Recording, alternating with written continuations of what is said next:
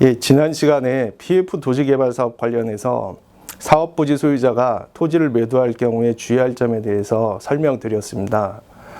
이번에는 PF 토지개발 사업 관련한 지주공동 약정 시 토지 소유자가 주의할 점이 어떠한 것이 있는지 살펴보도록 하겠습니다.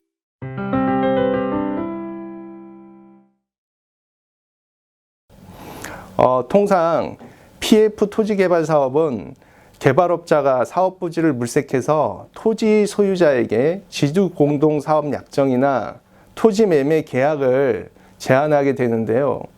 특히 지주공동사업약정은 개발업자가 사업을 위한 신설회사를 설립하고 거기에 개발업자는 사업 초기 자금을, 토지 소유자는 자신의 토지를 신설회사에 이전해서 각자 출자하고 신설회사의 지분을 서로 나누어 갔습니다.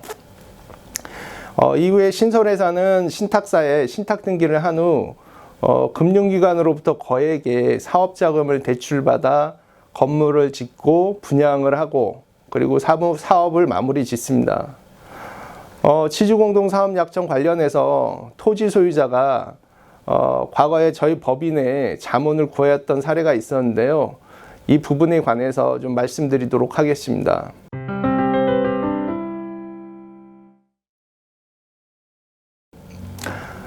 사례 대상 토지는 여주의 도시계획관리구역에 위치한 3만 평 규모의 땅으로 개발업자는 아파트 그리고 타운하우스, 근린생활시설을 지어서 분양하려 했던 사업이었습니다.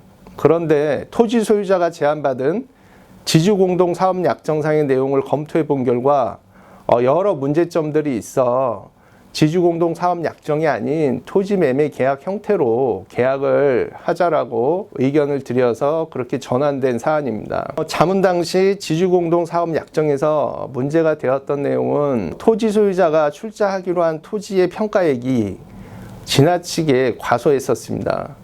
이에 반해서 개발업자가 출자하기로 한 사업 초기 자금은 어떤 토지 가액의 15분의 1도 미치지 못하는 금액이었고요. 그 개발업자가 출자하기로 한 사업 초기 자금을 확보하기 위해서 토지 소유자가 자신의 토지를 담보 신탁까지 해 주어야 하는 상황이었습니다. 또한 출자 토지 관련한 양도세 등 제세 공과금이 발생을 하는데요.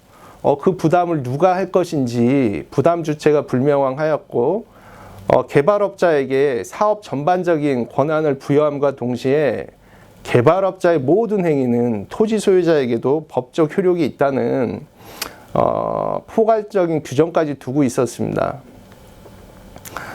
토지 소유자는 개발자의 동의 없이는 토지와 관련한 어떠한 행위도 할 수 없도록 하였고 이에 더해서 신설회사의 등기이사 선임권을 전부 개발업자만 갖고 있도록 규정하고 있었습니다. 그리고 토지 소유자는 지주공동사업약정을 원칙적으로 해제할 수 없는 것으로 하면서 그 약정의 만료기간은 사업 청산시로 하고 있었으나 사실상 사업이 여러 가지 이유로 중단이 될 경우 토지 소유자는 개발업자만 쳐다보면서 무한정으로 기다릴 수밖에 없는 구조였습니다. 더욱이 토지 소유자는 PF 개발 사업의 문의안이었던 사람이고 신설법인 지분이 과소하였기 때문에 개발업자와 신설법인 이사들이 어떠한 행동을 하더라도 토지 소유자 자신의 이익을 관철하거나 손실을 방어하는 데 있어서는 한계가 있었고 그 개발 사업이 실패하는 경우에 있어서 토지 소유자의 토지로 사업상의 손실을 보존해야 되는 구조였습니다. 이러한 상황이라면은 지주공동사업약정은 개발업자들이 토지 소유자의 토지로 어떤 사업 리스크를 해지하는 것에 불과하다는 자문 의견을 토지 소유자에게 전달하였고요.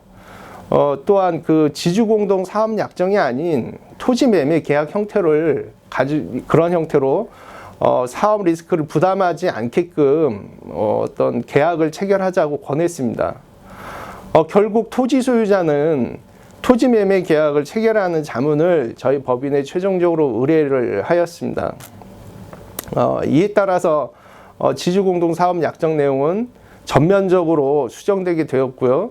토지 소유자는 매매 잔금을 받을 때까지만 어떤 개발 사업에 협조하되 사업 리스크는 부담하지 않는 내용을 토지 계약 내용에 반영하게 되었습니다.